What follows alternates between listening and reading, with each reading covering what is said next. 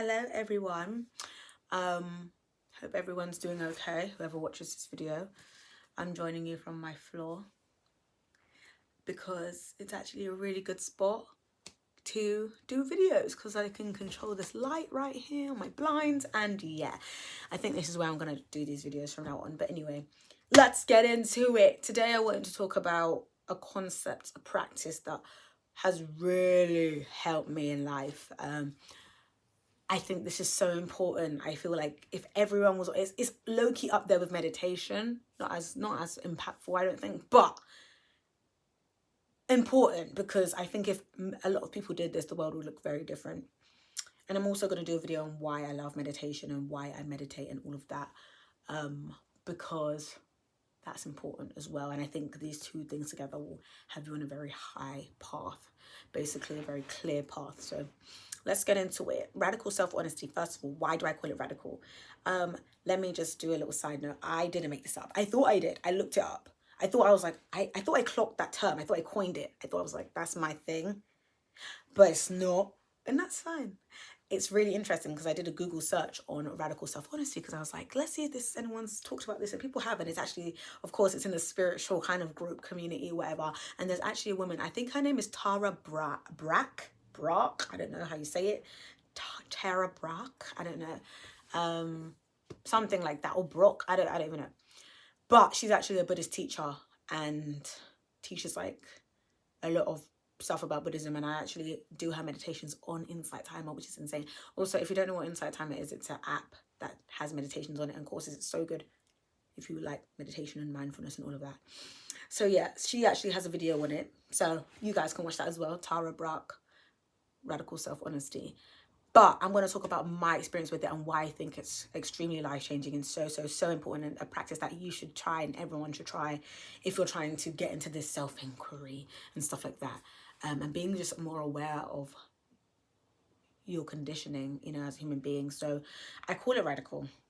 I think it's called radical because you are really not hiding anything from yourself, in essence. You're just letting the thoughts come. And you're not scared, and you're not blocking it off, and you're not pushing anything away. So it's compared to the normal way of thinking, I think, and the normal way that people interact with their brains and interact with their minds and their thoughts, I think it is actually quite radical. Because people, I'm going to get into it more, obviously, as the video goes on, but people lie to themselves all the time. People aren't aware of their motivations to why they do something, why they say something, why they react in that way. So it is radical when you compare it to the main way that people think. So yeah, now I'm going to talk about how I actually kind of got onto this without even knowing that radical self-honesty was a thing before I Googled it, by the way. I thought I might have heard it somewhere subliminally. I'm not sure, because I did really enjoy the idea of radical self-acceptance, and I might talk about that a little bit and how it led into this.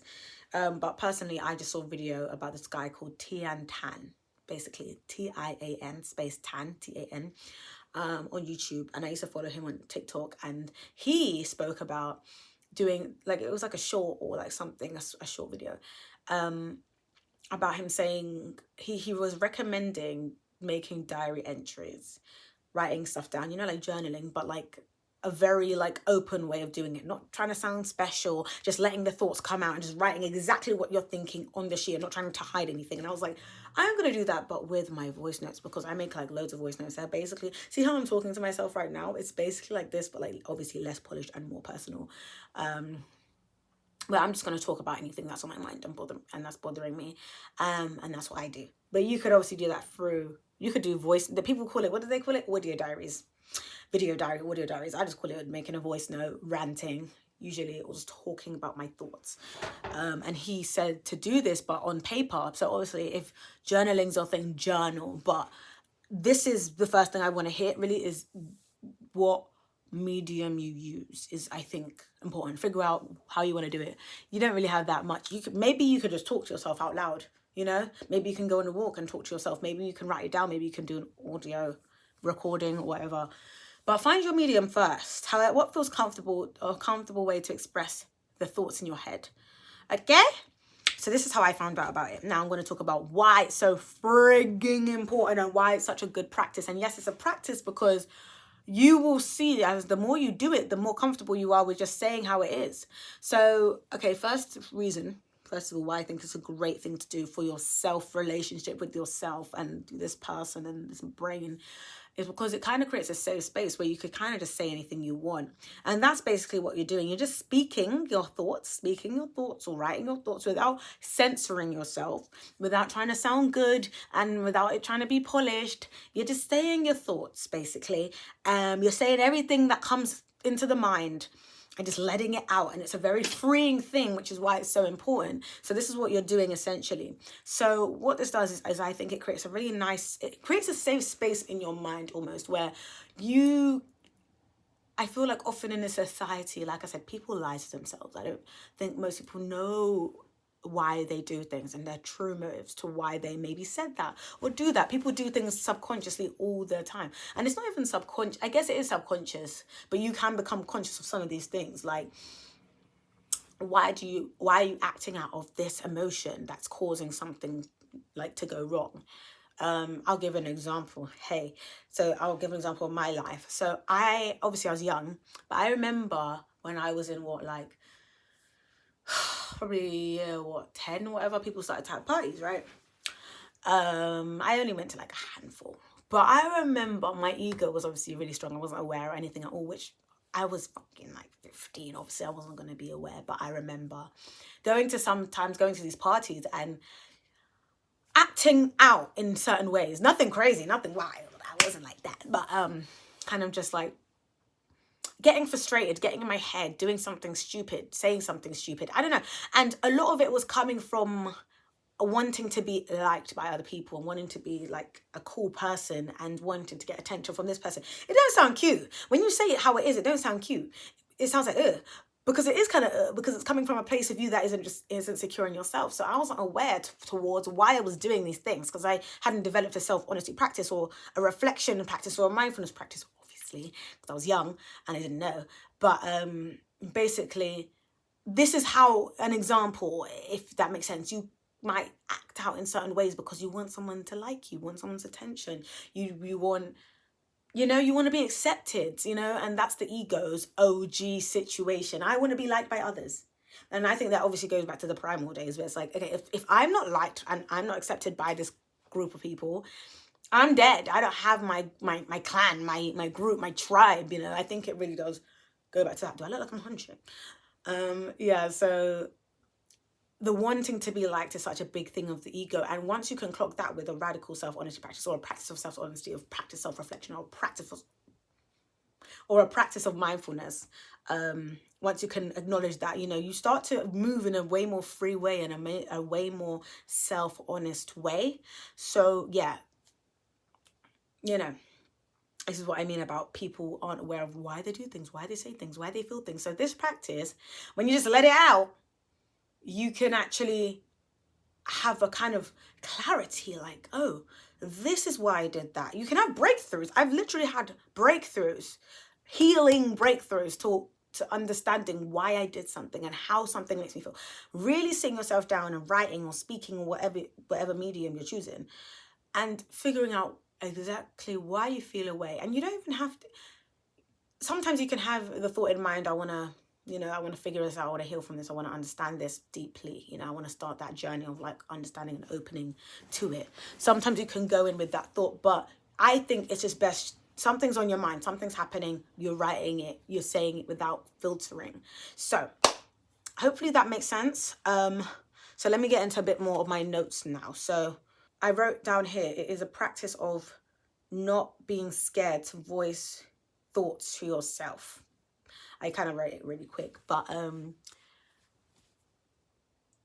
I think the reason why people aren't honest with themselves and the reason why people are unaware, because it's really an awareness practice. It's bringing an awareness without judgment to what's going on in your mind. But it's kind of different because you're not just watching it, you're speaking it out.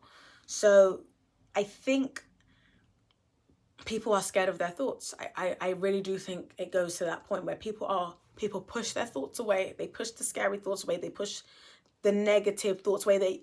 And there's a part of this radical self-honesty, and the reason why I think the part that it goes from a little bit more like, oh, that sounds bad, you know, before when I was saying I want people to like me and I wanted the, you know, that doesn't sound nice. Or when you have a thought that kind of feels like it's evil, or like, not evil, but taboo, a thought that isn't really voiced in society. Not that you want to bloody kill someone or something, but something that's not cute, not ugly, wouldn't be accepted. Someone would not like that maybe if you said that to them. Something that isn't deemed nice, you know, letting those thoughts out. I thought we all have thoughts that can be nice or can be not nice, or could be neutral. We all have thoughts that are all over the place because the thoughts are just going to come.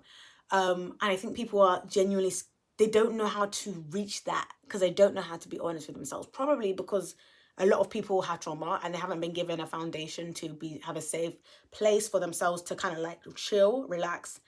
I think also people are scared to take accountability. And I think people can't be bothered to deeply feel the grief that comes with having to hold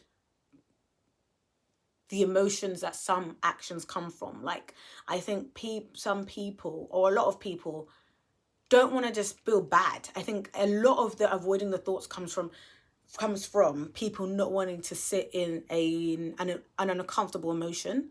And you have to do that a lot with the radical self-honesty stuff. You have to just talk it out, and you will cry. You know, you have to take, sometimes you do something wrong and something that someone didn't like, and you have to take responsibility for that.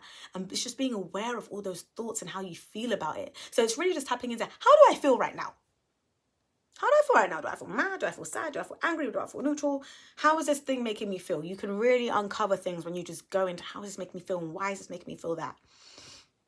So yeah, people are scared of their thoughts. I think people don't want to go into why they actually feel a thing. Sometimes because they don't want to take accountability. Sometimes because they just can't be asked. You know? Okay. So next thought. So yeah, I want to talk a little bit more about the good and bad stuff. So in this world, in this society, in this century of this time period of the world, I definitely think that we aren't, there's like a way that everyone has to interact with each other. We have a lot of emphasis on good and bad, you know, the good person and the evil person. It's just so polarized, which makes sense for this world because obviously, you know, look at yin yang. You have, yin yang is a perfect explanation, up, down. We live in a world of opposites, you know, up, down. You have day, you have night, you have good, you have bad, you have all of these opposites. You feel happy in your life, and then you go back to feeling shit, and then you feel happy, something good happens, something bad happens. And there's so many of those. So we live in this world of polarization, seasons repeating back round and round and round. So yin yang is basically showing that. And showing that you have some yin and some yang and some yang and some yin at the end of the day. Like, you cannot have the good without the bad. You can't. They are connected. Okay? They're connected. So I think when you grow up in this world, you kind of really try to feel good. Everyone's trying to feel good. No one wants to feel bad. So, like I said, no one wants to go into these feelings and explore feelings that aren't cute. You know, they just want to push it away. And then a layer behind that is, once you start actually going through these thoughts, you start to realize, oh, I have some thoughts that are like a bit evil, a bit rude, a little bit like, no, that's not nice. I wouldn't want my ego to be like that and to represent myself in the world like that kind of thing. You know, no one wants to be a bad person. No one wants to be an evil person. Everyone wants to point the finger and say, you're bad, you're bad, you're bad. But no one wants to take accountability, not even accountability, but no one wants to really look at themselves and say, actually, I have the parts within me that aren't cute, that aren't sweet, that I wouldn't want someone else to know, because I want that person to love me and to like me. And once you go through your thoughts and start to clock the way you're thinking, you realize, yeah, you have normal thoughts, like every day, good, calm, whatever, a bit stressed out, a bit annoyed, but you also have thoughts that aren't really nice. You wouldn't really want to tell another person. And you can only really get to those thoughts where it feels like a bad thought once you've actually explored your mind. And then the next thing about that is realizing that, oh, you have both sides. You have both sides within you. There are so many different personalities within you, and that's what makes you realize, once you see that within yourself, like, oh, there's kind of a horrible person within me, and there's kind of a lovely loving person within me, and there's kind of a weird person within me, and that there's all these personalities. First of all, you realize that you're not just one ego. The ego is so made up, constructed, molded from childhood, from experiences. First of all, you see that clearly once you start exploring your mind, and you stop identifying with, this is who I am because I'm this one thing. Because you see, you're just many different thoughts and amalgamation of all these different things that have happened. And then you could also, it reflects back, because whatever's happening on the inside, we could see on the outside because of experience and whatever. You can see that everyone has this in them. No one is a perfect person. So when you look at someone who's doing something, maybe what's deemed as bad, you realize that they are just acting from that part of themselves. In a way, they're acting from a part of themselves that is traumatized, hurt. That's really what it is. And you do less judging and you do more understanding because you've seen it within yourself. So it's like we all have that in us anyway. But some of us have different circumstances that maybe lead us to act in a certain way and say something. So especially when it comes to like relationships and people, I find that you can understand why someone is acting out of a hurt. When someone's acting out of a hurt place, you can see it pretty clearly. When someone's being horrible, when someone's being judgmental, when someone's being rude, you could just see like this is that's coming out of a hurt place, because I've seen it in myself where I felt hurt and I wanted to act out of those places too, but I know better because I've developed. Okay, 2 more points I want to make quickly is the first one, that being honest with your thoughts, right? And having a place where you can just say it all, it helps you have a better understanding of the landscape of your mind and the nature of your mind and how your mind is working. You can be very clear in why you do some things, why you say certain things, why, a lot of people, like I said, when I was a child, I was making actions, or teenager really, I was making actions, which is a child, but whatever, I was doing actions out of a place within me that was unaware, and I didn't know why I was doing it. But now if I can look back on that, I can easily psychoanalyze that and be like, okay, yeah, I did that because I wanted that person to like me, and I felt like this was happening and that person was getting more attention or whatever. So you know why you do things, and you understand your motivations basically, which is just so helpful because you go into the world super differently and into social interactions super differently. And you just get so clear with yourself, and it's just so like, oh, okay, you can psychoanalyze yourself, you can completely understand why you did something, and then you start acting out of a place that's more true and authentic to yourself and more honest with yourself, and it's just nice. Okay, the last thing I wanted to say, hope that last point made sense. I'm gonna watch this back and see, we'll see. Okay, last point, which is pretty simple, not crazy, nothing nothing crazy. It's a good way to let go. It's kind of like an energy transfer when you write it down or you say it out loud or you just become aware of it, rather than it have a vehicle to say it, to do it, rather than it all just being in your mind, basically. Because I think this is why journaling and stuff is so important, because you have let it out. You've let it out. You've put it into something, you've let it out, and you've let it go. If that, if that makes sense. And it's not just in here anymore, and you're not holding on to it, and you're just saying it, and then you can feel like lighter and clearer, and it's like, oh, I think that needed to happen, and I think that needed to be said, because now it's not just jumbled and confused and crazy in my head. It's actually like clear, and I understand now, and I've let it go because I've said it and I've acknowledged it within myself. Because sometimes for me, like if I'm making a voice note or something, I don't even know how I'm really feeling until I really start to talk about it and get into it, because the mind, it gets very muddy in there, so much going on. So yeah, radical self-honesty, I highly recommend it, guys. It's a great thing to do, a great practice to have. I think it's extremely life-changing. If you want to get clear with yourself, if you want to stop hiding and stop running from thoughts and pushing things away, and on the other side, you're gonna feel very free, and you're gonna feel very comfortable within yourself, because you know why you're doing things. You understand why you think things. You know when it comes to an uncomfortable situation, how you feel and why you feel it. And then you can move forward in a more understanding way, in a more clear way. Clear is the best way to describe it, in a more focused way. So you can really free yourself. You can really free yourself from the ego once you start being honest with yourself and stop hiding from thoughts and trying to avoid it. And you can start taking accountability. You can start being present with bad feelings. You know, you can start being present with uncomfortable feelings. So yeah, that's all I wanted to say today, guys. Hope that made sense. Maybe I'll make a part 2 on this. Who knows? I don't know if I really articulated myself the best way I could, but I tried. So, peace.